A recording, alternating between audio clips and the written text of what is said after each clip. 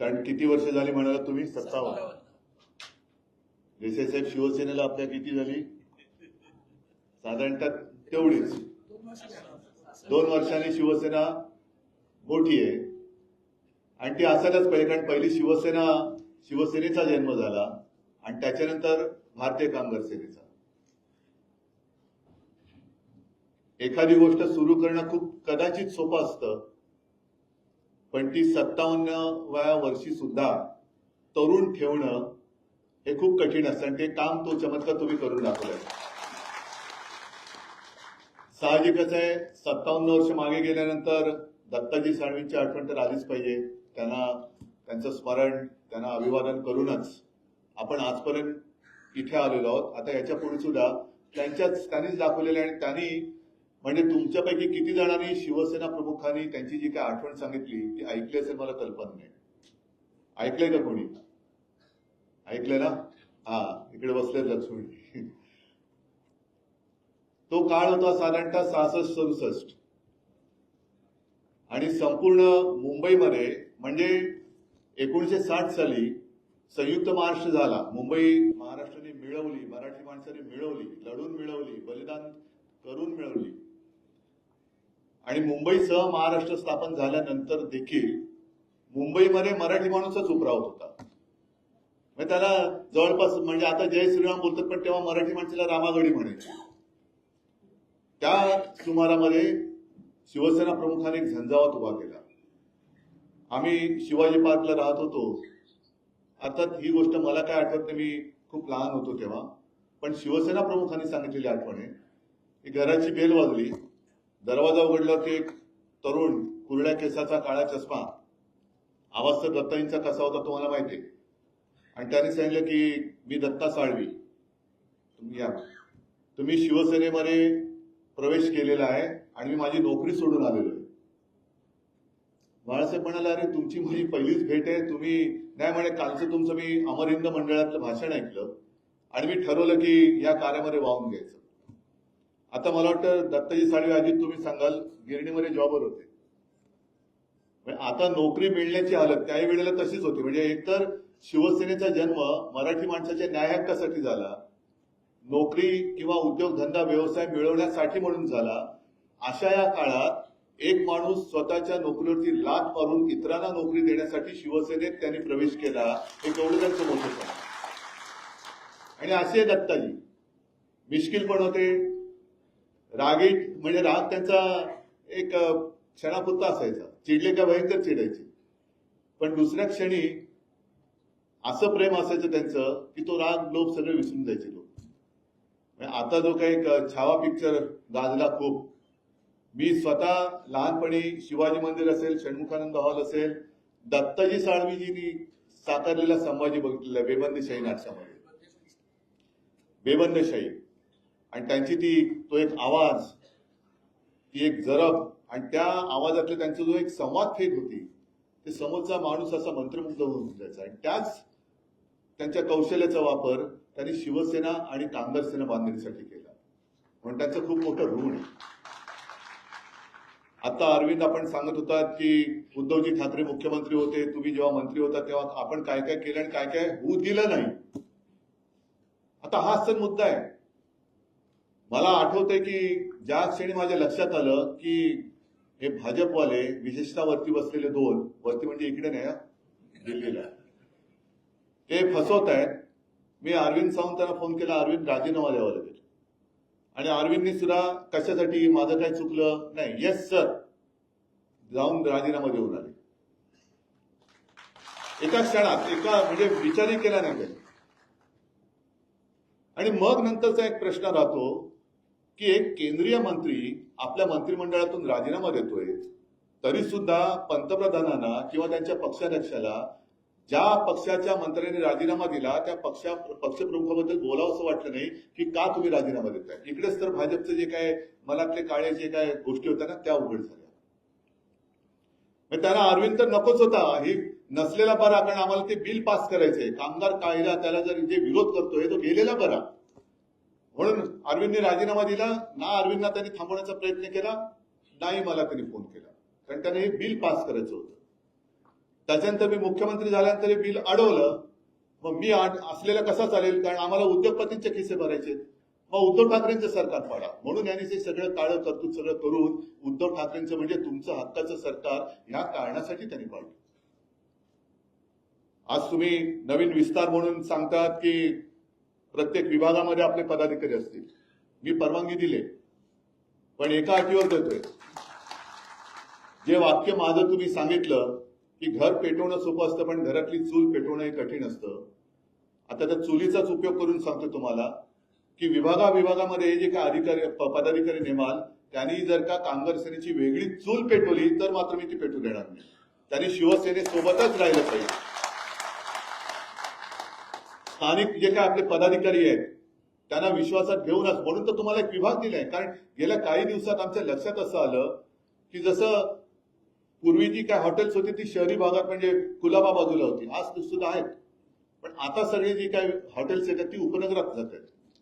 मग उपनगरातले आपले जे काही पदाधिकारी आहेत ते अनेक वेळेला की ITC असेल किंवा इथलं सुद्धा JW असेल, नाही इथलं रिजंट वगैरे सगळे आपले शिवसैनिक लागतातच. बरं, उद्योगधंदा किंवा नोकरी असेल तर शाखेच्या माध्यमातूनच ही नोकरी केली गेली, भरती झाली पाहिजे. आपली माणसं तिकडे भरली गेली पाहिजे.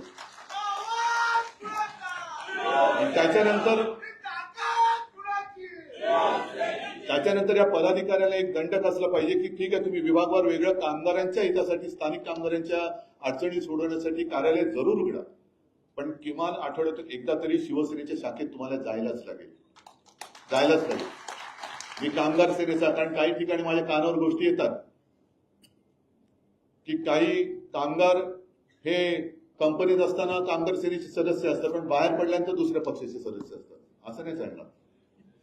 मुंबईमध्ये एका आपलं काम करतात, गावी जाऊन दुसऱ्या पक्षाचं काम करतात. हे पहिले हेरा.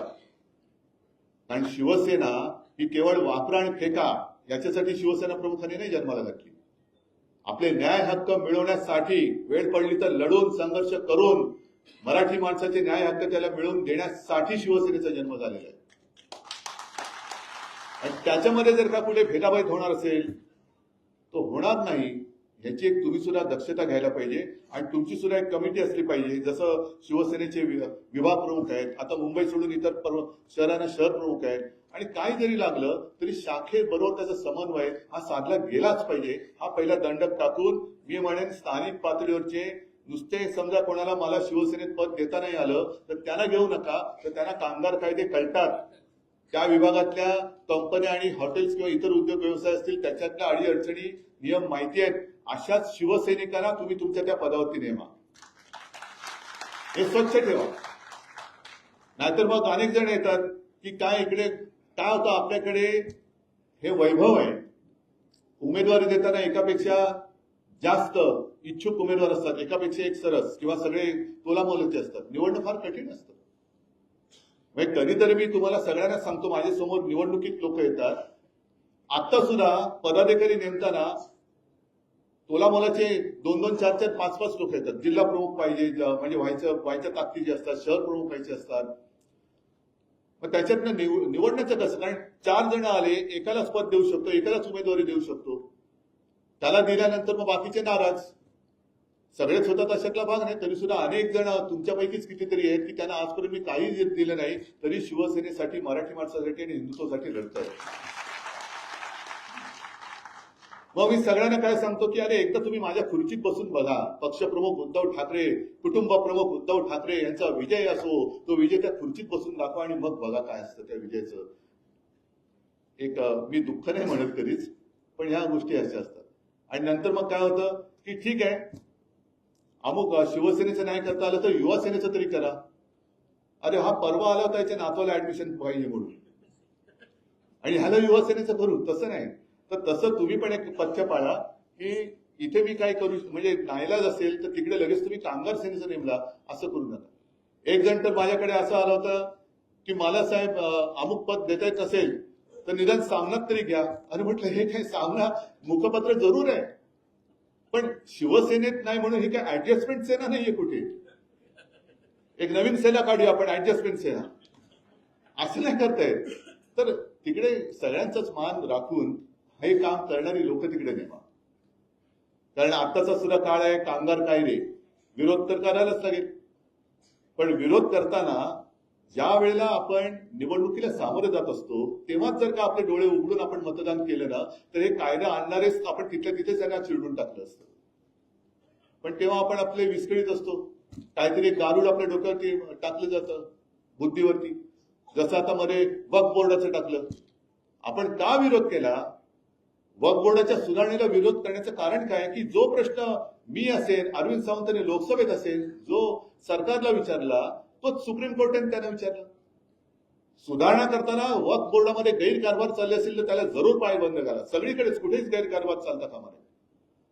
पण जेव्हा वक्फ बोर्डावरती गैर मुसलमान माणसाची तुम्ही नेमणूक कायद्याने करण्याचं बंधन टाकताय, मग तेव्हा माझा मूलभूत प्रश्न असा आहे, मग आमच्या हिंदू धार्मिक संस्थांवरती उद्या जर का तुम्ही मुस्लिम किंवा गैर हिंदू टाकणार नाही याची खात्री कशावरून तुम्ही देता? आणि हाच प्रश्न सुप्रीम कोर्टाने विचारलाय. आंधळेपणाने नुसतं काहीतरी भरकटत जायचं म्हणजे आम्ही हिंदू, अजिबात नाही आहोत. आणि नुसतं हिंदी बोललं म्हणजे आम्ही हिंदू आहोत, गुजराती बोललं म्हणजे आम्ही हिंदू आहोत, अजिबात नाही. आम्ही मराठी बोलणारे कट्टर तुमच्यापेक्षाही जास्त देशाभिमानी हिंदू आहोत. पण हे असं आपल्यात भांडण लावून ठेवायचं, वक्फ बोर्डावरनं मारामारी लावायच्या, आता भाषेच्या सक्तीवरनं लावायची, आणि मग ही अशी बिलं ही मंजूर करून द्यायची. म्हणजे कामगार कायदे, काळे कायदे, शेतकऱ्यांचे कायदे. पण ज्याप्रमाणे शेतकरी रस्त्यावरती उतरला तसा कामगार अजून उतरला नाही. कामगार उतरला नाही.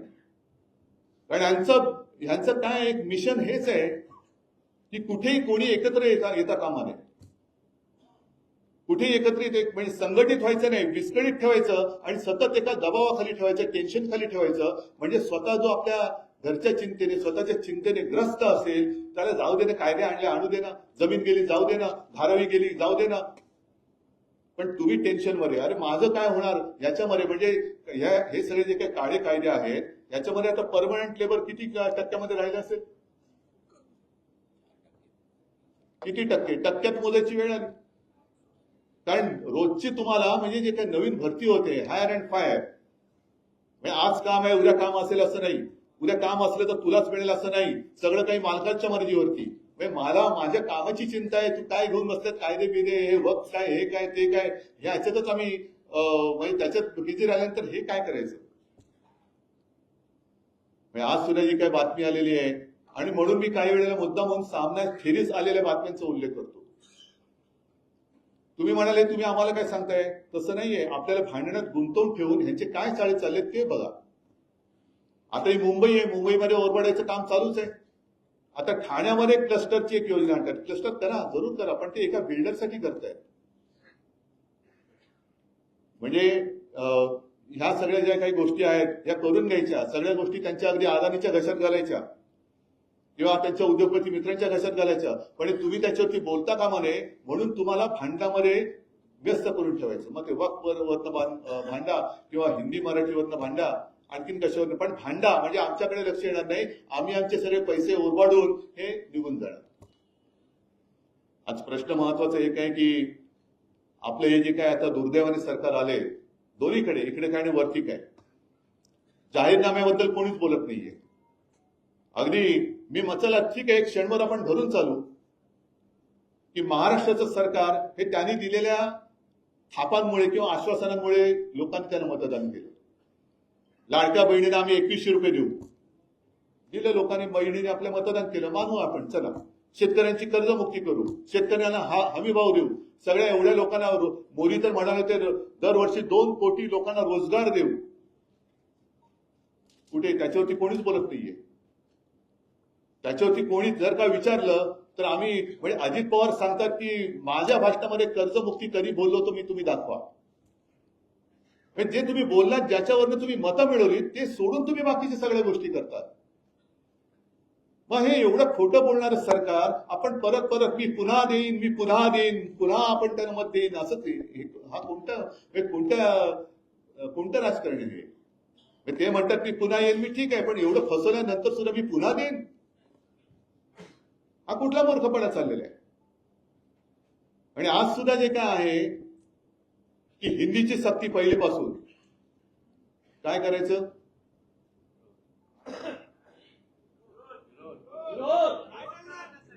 आम्ही प्रेमाने सगळं ऐकू, पण सक्ती कराल तर तुमच्या सकट उकळून फेकू.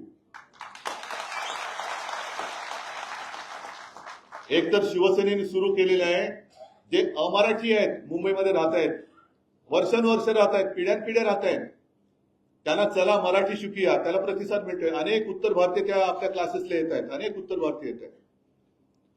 आणि ते बघितल्यानंतर त्यांच्या पोटात गोळा आला, चला हिंदीची सक्ती करूया. कशासाठी सक्ती पाहिजे? पहिलं महाराष्ट्रामध्ये सुभाष देसाई मंत्री होते, मी मुख्यमंत्री होतो. मला अभिमान आहे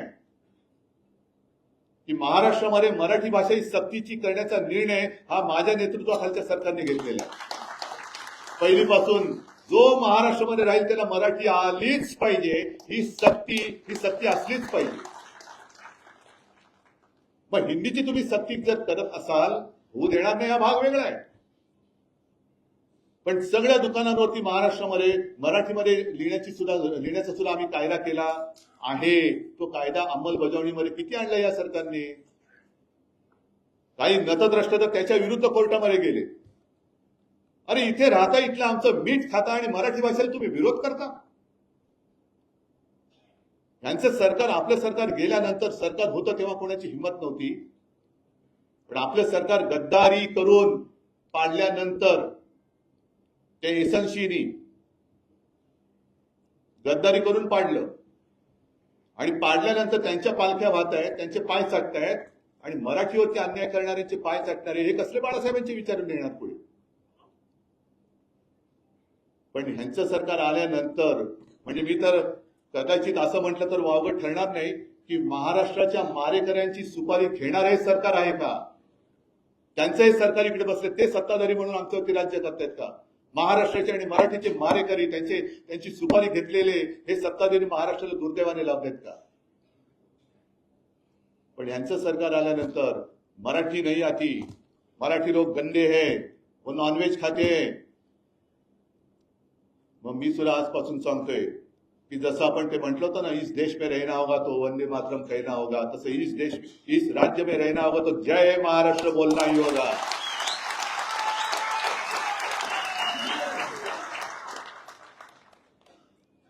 आम्ही नेहमी त्यावेळेला सुद्धा शिवसेना प्रमुखांना विचारलेलं याचं, तुम्ही मराठी करता, मग हिंदुत्व कसं? तुम्ही हिंदू करता, मग मराठी कसं? अरे आम्ही आमचं हिंदुत्व, मी बोललो ना, आम्ही अस्सल मराठी धर्म पाळणारे, मराठी भाषा बोलणारे आम्ही हिंदू आहोत. काय चूक आहे? काय मग दुसरा हिंदू तरी असतो कसा? आणि यांना हिंदीची सक्ती जर का करायची असेल, होऊ देणार नाही. परत सांगतोय,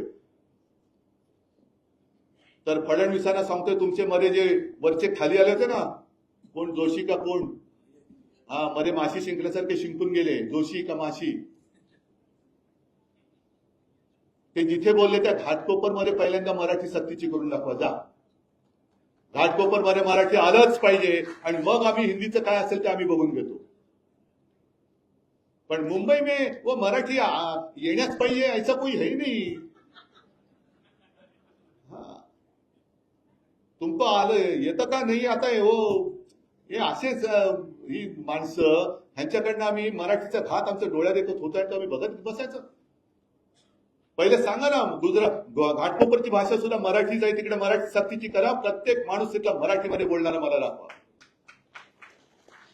आणि जी लोक मराठीचा दुश्वास करतात, आम्ही कोणाचा दुश्वास करत नाही. उलट त्यांना आम्ही आपल्यासं करायला बघतोय. मराठी बोला, या आमच्या बरोबर बसा. मी बोलतो ना, अनेक जण मराठीमध्ये बोलतात. शिवसैनिक आहेत काही, मग त्याच्यामध्ये उत्तर भारतीय आहेत काही, गुजराती आहेत काही, मुस्लिम तर आलेच आहेत आता आपल्यासोबत. पण आम्ही एका बाजूने धोरण स्वीकारताना तुम्ही ताड्या कशाला घालताय, आगी कशाला लावताय? कर्नाटकामध्ये कधी ह्यांचं कधी त्यांचं, कोणाचंही सरकार असलं तरी बेळगाव गावात तिकडे मराठीवरती अन्याय करणारी सगळी अवलाद तिकडेची, ही आम्हाला आमच्याकडे हिंदीची सक्ती करताय. तामिळनाडूमध्ये स्टालिन बसले, तिकडे जाऊन बोलून तर दाखवा हिंदी मधला, ही बघा बोलून बघ. पण आम्ही प्रेमाने सगळ्यांना आपलंसं करतोय. काय हिंदीचं आणि आमचं काही वैर नाहीये. सगळेजण हिंदी बोलतातच, मराठी पण बोलतात. पण जबरदस्ती कशाला करताय तुम्ही? आणि त्यावेळेला मुलांचा सुद्धा विचार करा. त्या वयामध्ये, म्हणजे मला शिवाजीराव भोसल्यांचं एक भाषण, हे ह्या सगळ्या कॅसेट मला शिवसेना प्रमुखांनीच दिलेले आहेत. त्यांचं एक भाषण, त्या भाषणातला एक मुद्दा फार भावणार आहे. त्यांनी सांगितलं की छत्रपती शिवाजी महाराज आणि ज्ञानेश्वरी लिहिली काय वयाचे होते? 16-17. बरोबर आहे. शिवरायांनी तोरणा जिंकला काय वयाचे होते? 16-17. आता 16-17व्या वर्षी ज्ञानेश्वरी लिहिली, आपल्या महाराजांनी तोरणा जिंकला. आताची 16-17 वर्षाची मुलं काय करतायत? त्यांच्या पाठीवरती एवढं ओझं आहे आणि एवढी स्पर्धा आहे की त्या अर्धी म्हणजे ज्या वयामध्ये पराक्रम गाजवायचा त्या वयामध्ये ही मुलं पाटकण्यांचा पिसून गेलेला असतो. मग ज्या वेळेला ते बाहेर येतात 20 वर्ष 21 वर्ष नोकरी शोधायला लागतात, शिक्षणाच्या डिग्र्या घेऊन. नोकरी नाही, नो वेकन्सी. काय पराक्रम आपण त्यांच्याकडनं अपेक्षित करणार? आणि त्याचमुळे शिवसेना प्रमुखांनी सांगितलं होतं की मुलांच्या पाठीवरचं ओझं कमी करा. आणि तुम्ही ओझं वाढवत आहे. त्यांचं जे काय खेळण्याचं वय आहे, बागडण्याचं वय आहे, त्या काळामध्ये तुम्ही सक्ती अरे त्याला शिकायचं शिकू द्या ना. शिकू द्या, शिकतील. अगदी आपल्या प्रत्येक मराठी भाषिकांकडे, म्हणजे आता मी नरसिंहरावांचं उदाहरण देईन तुम्हाला. नरसिंहराव तर मला कोणीतरी सांगितलं 14 भाषा यायच्या, उत्तम मराठी बोलायचे, पण कुठे सक्ती होती? त्यांचे ते शिकले. फार दूर कशाला जा. मी शिवसेना प्रमुखांचं आणि माझ्या आजोबांचंच उदाहरण देतो. दोघांनाही 7वी मध्ये शाळा सोडावी लागली होती, फी भरायला पैसे नव्हते म्हणून. तरी दोघही त्यांचं काय पराक्रम तुम्हाला सांगण्याची गरज नाही. त्यांनी पराक्रम केला म्हणून तुम्ही इतके वर्ष माझ्यासोबत राहिलात. हे केवळ 7वी मध्ये शाळा सोडलेल्यांचं एक कर्तृत्व आहे. म्हणून सगळ्यांनी शाळा सोडा असं माझं म्हणणं नाहीये. पण शिकायचं असेल तो कसाही शिकतो.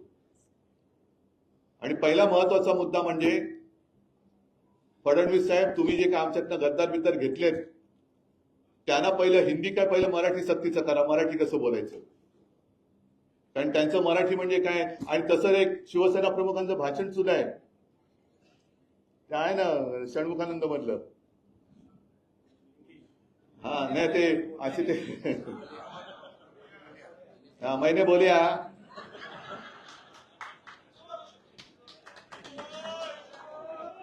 नको, वन्स मोर नको, एकदा झाले तेवढं बस.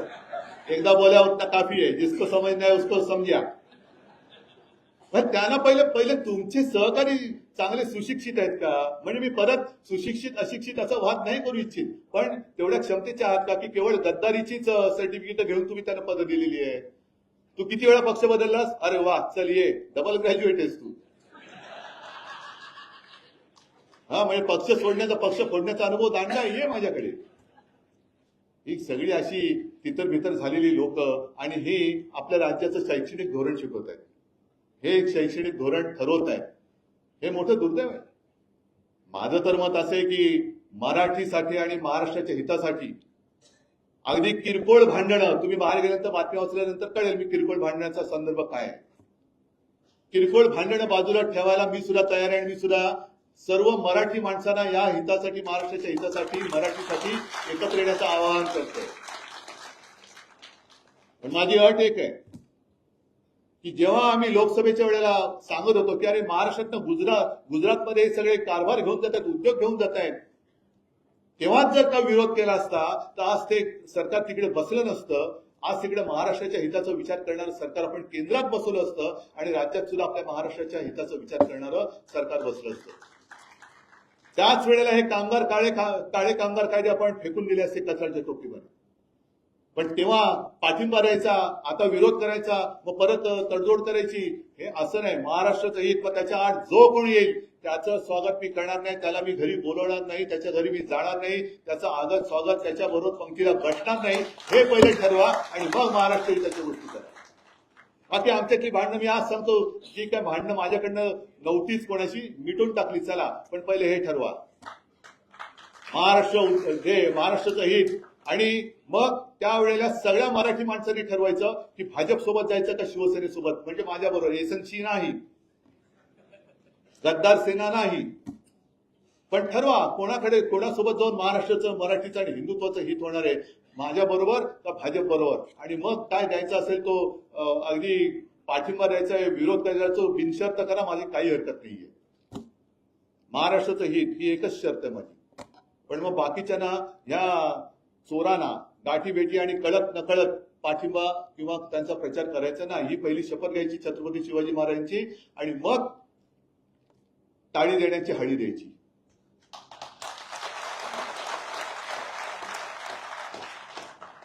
आज संपूर्ण संपूर्ण संपूर्ण जे काही मी तुम्हाला सांगत होतो की महाराष्ट्राची संस्कृती मारली जाते आहे ना. मी अनेकदा सांगतोय, परत परत सांगणार, ही रामाची भक्ती आम्हाला भाजपने नाही शिकवायची.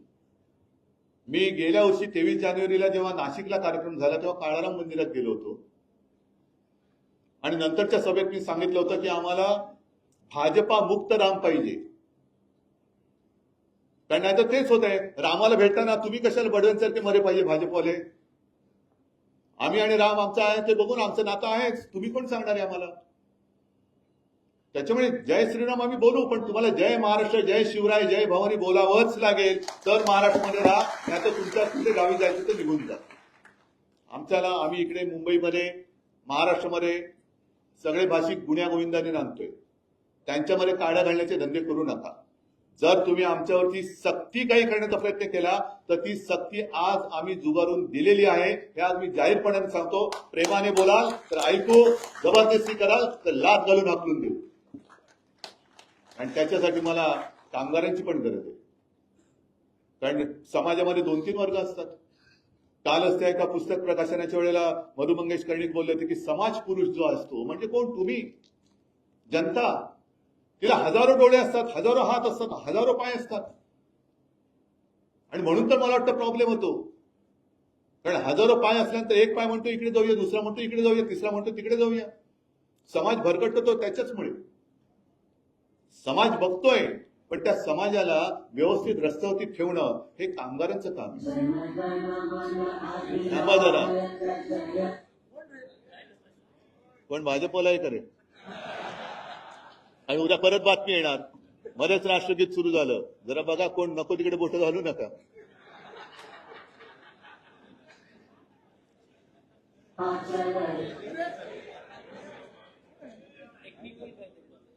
ते प्लग काढा नाही, टेक्निकल फॉल्ट असेल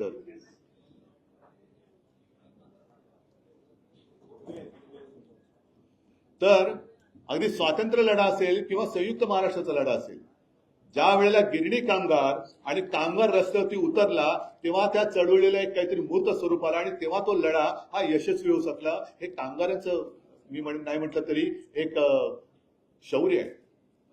आज सुद्धा आपण जातो 1 मे आला, हुतात्मा दिनाला हुतात्मा चौकात जातो, त्या हुतात्म्याला आपण पुष्पचक्र वाहतो, नमस्कार करतो. पण वरती कोणी बघितलेत का तुम्ही? शेतकरी आणि कामगार हे दोन्ही आपल्या आता जो शब्द होता ना भाग्य विधाते, आपल्या राष्ट्रगीतातला जो शब्द आहे भाग्य विधाता, तो भाग्य विधाता आपल्या देशाचा कामगार आणि शेतकरी आहे.